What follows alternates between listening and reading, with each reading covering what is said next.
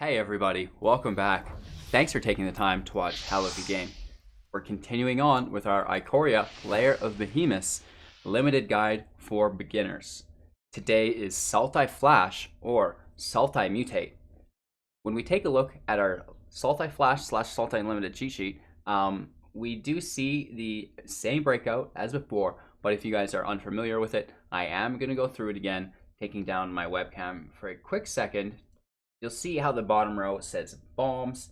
These are the best cards for this deck. And when you open your first pack or two and you see some of these cards in there, if you're lucky enough to get them, you might want to think about building Sultai Flash or Sultai Mutate, right? Because these cards are really, you're just going to win you the game. They absolutely ruin it if your opponent doesn't have direct removal. Which brings us to our second point, you guys. Removal. You need removal first and foremost as the highest priority pick other than bombs, because your opponent is also trying to pick bombs, right? So you need the removal to deal with his bombs, right? So first, we're picking bombs. Secondly, we're picking removal. Then we're going to move into our high priority picks and looking even more stringently at our most important cards, which I've included with a Planeswalker symbol. I do have removal included here as well, but removal may be a higher requirement if you don't have enough of it yet. So Ram Through and Heartless Act, if you have no removal, will be a higher priority than the most important cards because it does go bomb, removal, evasion, aggro. And in this case, we're kind of sticking our most important cards in between our removal and evasion, right? Because they're kind of like the engines of the deck. So our engines of the deck don't change any. Yesterday we took a look at just plain old Simic Mutate, and we're building off of that base and including black, which is full of removal. Oh, it's so good. So we took a deck that was very poor in the meta, added removal, and now it's very, very strong because it's got really everything. It's got the ramp and the removal, which are two of the greatest things in Limited. So our most important picks or most important cards here, if I duck down, are Parcel Beast, Primal Empathy, Trumpeting Gnar. And again, we have cool removal like Ram Through and Heartless Act. These are not the only removal in the color. We do have others like Mutual Destruction. So whenever you come up against removal, please pick removal. We're going to have an additional resource for you guys that goes over all of the removal and battle tricks within Ikoria Lair of Behemoths Limited. So this is the cheat sheet. That's how it works. After you've done your high priority picks, obviously you move down to your low priority picks. And then if there aren't any lows left in the pack, you're going to fill your deck with the lowest priority. And then if you can't get any of these, then you're just picking the dirt of the deck that has no effect on the game really. And you probably will not include it within your deck. Sultai Flash or Sultai Mutate includes non-mutate creatures that benefit from mutate, flash creatures for surprise blocks, bringing key cards back from the grave, and it's probably the strongest 3-color deck. You might want to bring a little bit of mana fixing though, like you would in any 3-color deck. That's kind of a given. And you can find us on YouTube at youtube.com/HelloGoodGame. We have daily uploads, and we're live every single day at twitch.tv/HelloGoodGame at 6 a.m. PST, literally every single day. We have 400 uploads in 365 days on YouTube, and we're almost at 165 days consistent on Twitch. So that's really, really cool. With that all being said, you guys, you should really join our Discord. We've got a great community, over 600 members. We have competitions and communities giveaways tab that you should really check out and familiarize yourself with. There's a lot going on there. And with that all being said, let's take a look at the individual cards and talk about how we can maximize this deck. Moving into the list, we're going to go through the commons first, then the uncommons, and then look at our bombs, right? So as far as our commons go, we do have Mutual Destruction, which I noted earlier. It wasn't on the cheat sheet, but I wanted to let you guys know that you should be picking any form of removal, even if I've not been redundant enough to add them. It was a half thought. We'll do it in the next set, right? We'll get to it later. We'll improve as we go. So it's a sorcery. This spell has flash as long as you control a permanent with flash. As an additional cost to cast this spell, sacrifice a creature and destroy target creature. right? Since we can bring things back from the graveyard, it's not so bad. And it has flash as long as we have a creature with flash, which we do. The deck is based around flash if we want. Boot Nipper, this is actually a very, very good card within the deck. I would pick this first, almost, because it is a form of removal as well. Boot Nipper enters the battlefield with your choice of Death Touch or Lifelink on it. So early game, you can put Lifelink on it and spread the difference, and he'll want to force removal on that because he doesn't want to face an opponent with 30 life, right? So he's going to pull one of his removals on your Boot Nipper, and now that frees up a potential play for your bomb without a removal on it, right? If you do play it late game, you can play Death Touch on it, and then that's a form of removal on his bomb, right? Potentially. We have Lurking Deadeye, Flash, 4/2 for 4. When Lurking Deadeye enters the battlefield, destroy target creature that was dealt damage this turn. So this is not only a creature with Flash, but it's also a form of removal, right? If we have him attack into a chump blocker or something, right, that defends, boom, we can kill his creature, right? So it's easy to kill a bomb because he thinks, oh, well, it's a 6/6 with trample, I'm going to just smash through. You deal 1 damage to him, and then you kill his creature. So that's a great form of not only removal, but a creature as well. And when you play it on his turn, when he's attacking and you block, it will have the summoning sickness go out right away because you played it basically at the end of his turn. So that's really, really cool.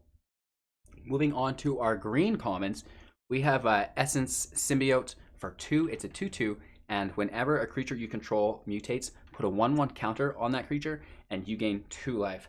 So not only is it a life gain engine, which is great, but it's a creature ramp engine because it's going to be gaining 1/1 counters every time we mutate, and it is a mutate deck. So this is pretty cool, and it has the potential to get pretty big. And again, another common that your opponent is going to be forced to use removal on, and that's freeing up the lanes for your rares and mythic bombs. Humble Naturalist, I wanted to include this because I talked about mana fixing. This is a 1/3 for 2. You can tap it, add 1 mana of any color, spend this mana only to cast a creature spell. So it is a creature deck because we're mutating, and it is a nice form of mana fixing as well, so I wanted to mention that. Honey Mammoth, we talked about this in our Simic deck. It's a 6/6 for 6, and when it enters the battlefield, you gain 4 life, so it's a great way to just gain life and have that huge body on the field, and 6 attack points is pretty cool as well. Moving on to our blue uncommons, or sorry, our blue commons, we have Dreamtail Huron for 5. It's a 3/4 with flying, mutate for 4. Whenever this creature mutates, draw a card. So obviously it has evasion through flying and a draw engine attached to it, which is just like as good as it could possibly get, right? Our black uncommons, we have Zagoth Mamba. It's a 1/1 for 1. And whenever this creature mutates, target creature an opponent controls gets -2/-2 until end of turn. Whew. That's a pretty cool form of removal. Very high value, right? That's a good card, you guys. That's great. We have Glowstone Recluse for 3. It's a 2/3 with reach. Mutate for 4. Whenever this creature mutates, put 2 1/1 counters on it. Again, a great way to shut down flyers, and a great way to just stack your creature up bigger and bigger and bigger, forcing him to use his removals on not your bombs, right? But again, these cards will become bombs over time. Moving on to our blue uncommons, we have Poliwag Symbiote for 2. It's a 1/3. Each creature spell you cast costs 1 less to cast if it has mutate. Whenever you cast a creature spell, if it has mutate, draw a card and discard a card. That's quite nice, right? So it's a kind of a draw engine. I'd call it a cycling engine, I guess, because you're having to discard a card as well. And then I'd call it a reverse ramp engine because it's not ramping your mana. It's just making your creatures cost less to cast if they have mutate, which it's a mutate deck, so it should, right? Moving on, we have Cunning Nightbonder for 2. This is a 2/2 with flash, and spells you cast with flash cost 1 less to cast and cannot be countered. So a couple of our creatures have flash, like our Lurking Deadeye, for example. They won't be countered, and it's going to be cheaper for them to be played, which is always nice if you try to go the flash route. Pouncing Shore Shark for 5. It's a 4/3 with flash, so again, it could be cheaper if we have our Cunning Nightbonder in play. Mutate cost for 4. Whenever this creature mutates, you may return target creature an opponent controls to its owner's hand. It's a great tempo play. If he casts something for 6, You can bounce it back to his hand. He has to play his whole turn again, recasting that. So, that is amazing. That's equivalent to a Teferi -3. On to our multicolored uncommons, you guys. Trumpeting Gnar for 3. We talked about this in our Simic set as well. Mutate for 5. It's a 3/3, and whenever this creature mutates, create a 3/3 green beast creature token. Primal Empathy. At the beginning of your upkeep, draw a card if you control a creature with the greatest power among creatures on the battlefield. Otherwise, put a 1/1 counter on a creature you control. So this is a creature ramp engine, and it's a draw engine. Love it. Parcel Beast. Mutate for 2, the cheapest mutate in the set. You can pay 1, tap it, look at the top card of your library. If it's a land card, you may put it into the battlefield. Not even tapped, just put it into the battlefield.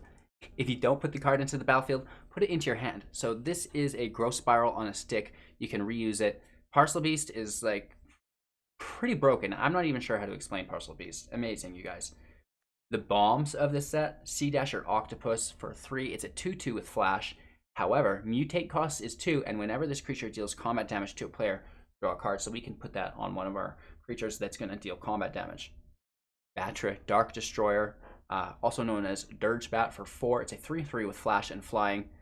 Mutate cost for 6. Whenever this creature mutates, destroy target creature or planeswalker an opponent controls. So one of the great reasons to splash black while you're playing Simic, if you happen to get this bomb in one of your packs, right? Gemraiser. This has Reach and Trample. It's a 4/4, mutate cost for 3, and whenever this creature mutates, destroy target artifact or enchantment an opponent controls. I love the Godzilla art on all these cards. They're so cool. Mythos of Barakos for 4. If Dimir was spent to cast this spell, sorry, that's the wrong. Oh no, it's right.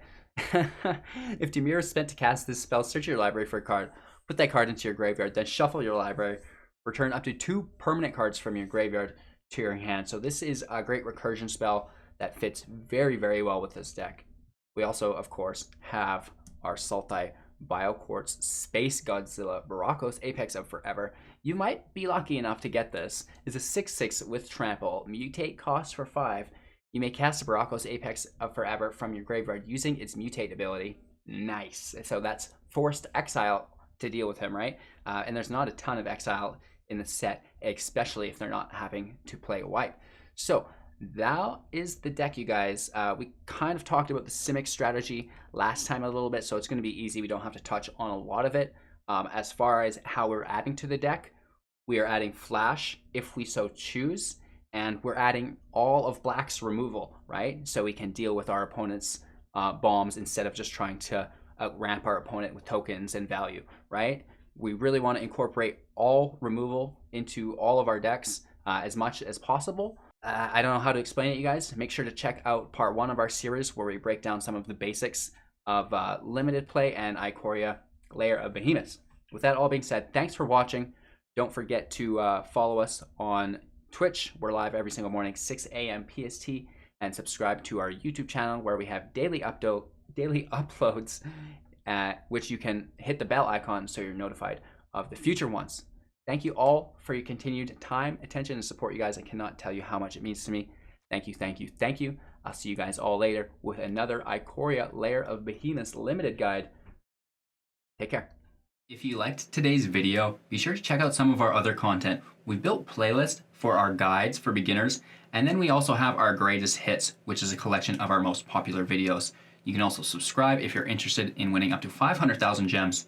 So do that, tap that like button, send this out to a friend who you think might be interested in it as well, and have a great day.